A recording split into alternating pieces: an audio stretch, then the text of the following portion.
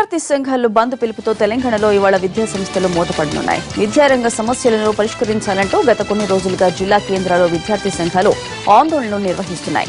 ముఖ్యంగా ప్రైవేటు విద్యా సంస్థల్లో అధిక ఫీజులపై చర్యలు తీసుకోవాలని డిమాండ్ చేస్తున్నాయి.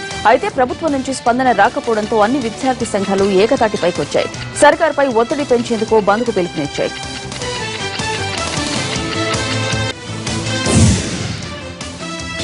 రష్యా టూర్లో ఉన్న ఆంధ్రప్రదేశ్ ముఖ్యమంత్రి చంద్రబాబు సెయింట్ పీటర్స్బర్గ్ ను సందర్శించారు. యునైటెడ్ షిప్పింగ్ కంపెనీ చైర్మన్ తో భేటీ అనంతరం పట్టణ ప్రాంతాల్లో నీటి నిర్వహణను పరిశీలించింది బాబు బృందం. ఈ పర్యటనలో భాగంగా స్టేట్ మారిటైమ్ టెక్నికల్ యూనివర్సిటీతో అవగాహన ఒప్పందం కుదుర్చుకుంది ఏపీ ప్రభుత్వం.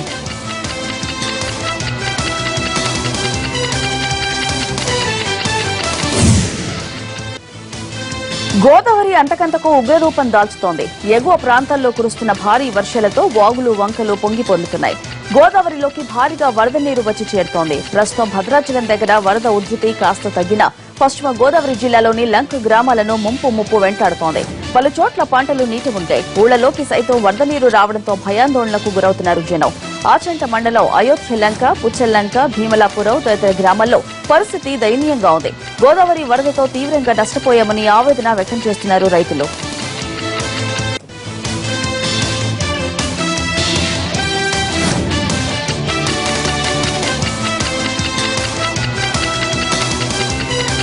టమాటా, పశువుల మేతలు అన్నీ కూడా పాడైపోవడం. అయోధ్య లంక, మధ్య లంక, కరకాల లంక, ఈ లంకలన్నింటిలో నీళ్ళు మూలిగిపోయినాయండి. మూలిగిపోయి బీరపోదులు, బెండపోదులు, ఆనపోదులు మొత్తం పోయినాయండి.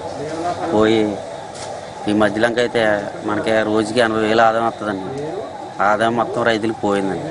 ఏమి ఇక్కడికి వచ్చి చూసిన వాళ్ళు కానీ ఎవరు వచ్చిన అధికారులు కానీ ఎవరు లేరండి.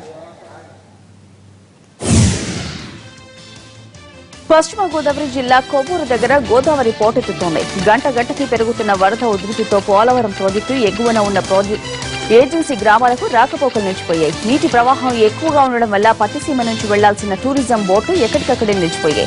మరోవైపు విలీన మండలాలు కుక్కునూరు, వేలేరుపాడు గ్రామాలకు వరద ముప్పు పొంచి ఉండడం అప్రమత్తమయ్యారు అధికారులు. గ్రామస్తుల్ని సురక్షిత ప్రాంతాలకు తరలించి ఏర్పాటు చేస్తున్నారు.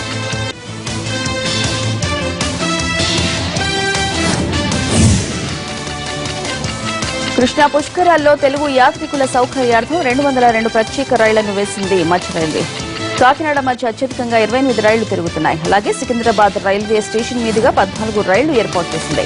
ఇవి గుంటూరు మీదుగా కాకినాడ పోర్టు వరకు ప్రయాణిస్తాయి. అలాగే కాచిగూడ నుంచి కాకినాడ పోర్టుకు 4 ప్రత్యేక రైళ్లు నడుస్తాయి. హైదరాబాద్ రైల్వే స్టేషన్ నుంచి గుంటూరుకు 24 ప్రత్యేక రైళ్లు నడుపుతోంది దక్షిణ మధ్య రైల్వే.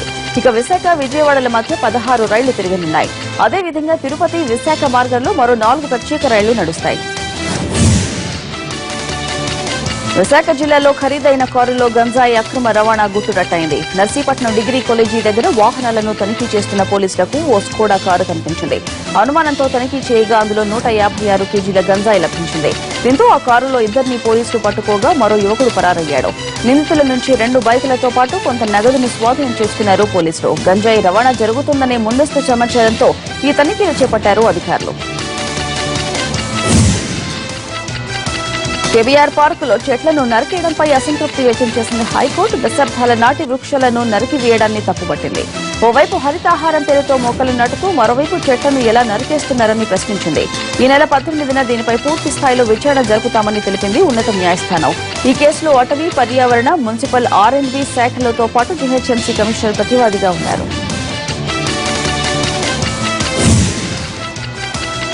ఓవైపు బార్లలో మైనర్లకు ప్రవేశంపై గొడవ జరుగుతుండగానే తాము చేయాలనుకున్నది చేసేస్తున్నారు కొందరు కుర్రాళ్లు. దొంగ సర్టిఫికెట్లు చూపించి బార్లలోకి దూరి నిర్భయంగా మందు కొడుతున్నారు.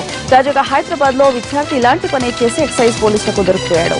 ఢిల్లీ నుంచి ఇటీవలే నగరానికి వచ్చిన విద్యార్థి డ్రైవింగ్ లైసెన్స్ మార్ఫింగ్ చేసి మరీ బార్లోకి ప్రవేశించి మందు కొట్టడం మొదలెట్టాడు. బార్ యజమాని ఎక్సైజ్ అధికారులకు సమాచారం ఇవ్వడంతో అతని వ్యవహారం బయటపడింది. బీఎస్పీ గణపతి ఆత్మహత్య అంశం కర్ణాటక అసెంబ్లీలో ప్రకంపనలు సృష్టిస్తోంది. గణపతి ఆత్మహత్యకు దారితీసిన పరిస్థితుల వెనుక మంత్రి జార్జ్ హస్తం ఉందన్నది బీజేపీ, జేడీఎస్ పార్టీల ఆరోపణ. ఈ పరిస్థితుల్లో సంఘటనపై సీబీఐతో దర్యాప్తు చేయించాలని డిమాండ్ చేస్తున్న ఇరు పార్టీల ప్రభుత్వ తీరును నిరసిస్తూ అసెంబ్లీ ఆవరణలోనే ఆందోళన కొనసాగిస్తున్నారు. నిన్న సాయంత్రం నుంచి అసెంబ్లీలో ఉన్న నాయకులు ఆఖరికి రాత్రి కూడా అక్కడే నిద్రించారు.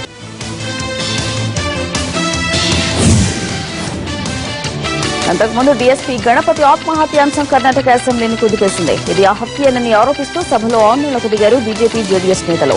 గణపతి ఆత్మహత్య వ్యవహారంలో నిజానిజాలు తేలాలంటే కేసును సీబీఐతో దర్యాప్తు చేయించాల్సిందేనని పట్టుబట్టారు. అయితే విపక్షాల డిమాండ్ను సీఎం సిద్దరామయ్య కొట్టిపారేయడంతో నేతల ఆగ్రహం కట్టలు తెగింది. అసెంబ్లీ వెల్లోకి దూసుకెళ్లి స్పీకర్ పోడియం ఎదుట బైఠాయించారు. దీంతో సభా కార్యక్రమాలు నిలిచిపోయాయి. అరుణాచల్ ముఖ్యమంత్రిగా నభం చుకీ బాధ్యతలు స్వీకరించారు. అరుణాచల్ ప్రదేశ్ లో కాంగ్రెస్ ప్రభుత్వాన్ని పునరుద్దరించాలని సుప్రీంకోర్టు ఆదేశించడంతో పాటు రాష్ట్రపతి పాలన విధిస్తూ గవర్నర్ తీసుకున్న నిర్ణయాన్ని రాజ్యాంగ విరుద్దమని తేల్చి చెప్పింది. దీంతో నభంకు సీఎం కుర్చీలో కూర్చోవడానికి నభం చుకీకి గల అడ్డంకులు తొలగిపోయాయి.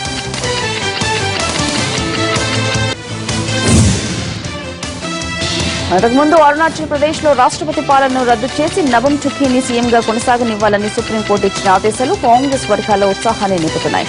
మరోవైపు కోర్టు తీర్పు తనకు అనుకూలంగా రావడంతో కాంగ్రెస్ అధినేత్రి సోనియా గాంధీ, ఉపాధ్యక్షుడు రాహుల్ గాంధీలను మర్యాదపూర్వకంగా కలిశారు నభం చుకీ. పార్టీ ఎమ్మెల్యేలను కలిసి భవిష్యత్తు కార్యాచరణపై నిర్ణయం తీసుకోవాల్సిందిగా చుకీకి సూచించారు సోనియా. అరుణాచల్ ప్రదేశ్ వ్యవహారంలో సుప్రీంకోర్టు తీర్పు ప్రజాస్వామ్య విజయంగా అభివర్ణించారు హిమాచల్ ప్రదేశ్ ముఖ్యమంత్రి వీరభద్ర సింగ్. సీఎం పదవి నుంచి తప్పుకోవాలంటూ తనపై ఎలాంటి ఒత్తిడి లేదన్నారు ఆయన. అయితే తమ ప్రభుత్వాన్ని అస్థిరపరచడానికి తనపై వ్యక్తిగతంగా ఒత్తిడి తెచ్చే ప్రయత్నం జరుగుతోందన్నారు. దానిలో భాగంగా తనపై తప్పుడు కేసులు బనాయించారని ఆరోపించారు ఆయన. దీనికి సంబంధించి ఓవైపు ఇన్కమ్ ట్యాక్స్ విభాగం, మరోవైపు ఎన్ఫోర్స్మెంట్ డైరెక్టరేట్ దీనిపై దర్యాప్తు జరుపుతున్నాయని తెలిపారు. అయితే ఈ విషయంపై ఇప్పటికే ఇన్కమ్ ట్యాక్స్ కోర్టులో విచారణ జరుగుతుందని తెలిపారు. ఒకే కేసుకు సంబంధించి 3 సంస్థలు విచారణ జరపాల్సిన అవసరం ఏముందని ప్రశ్నించారు వీరభద్ర సింగ్.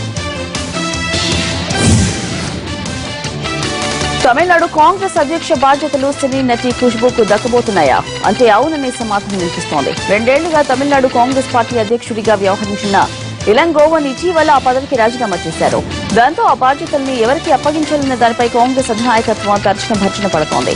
సోనియా గాంధీ నుంచి వచ్చిన పిలుపు మేరకు ఇటీవల ఢిల్లీ వెళ్లిన ఖుష్బూ రాహుల్ గాంధీతో గంటపాటు చర్చలు జరిపారు. ఈ పరిస్థితుల్లో ఖుష్బూను టీఎన్సీసీ అధ్యక్షురాలిగా పదవి దక్కే అవకాశం ఉందనే ఊహాగానాలు పందుకున్నాయి.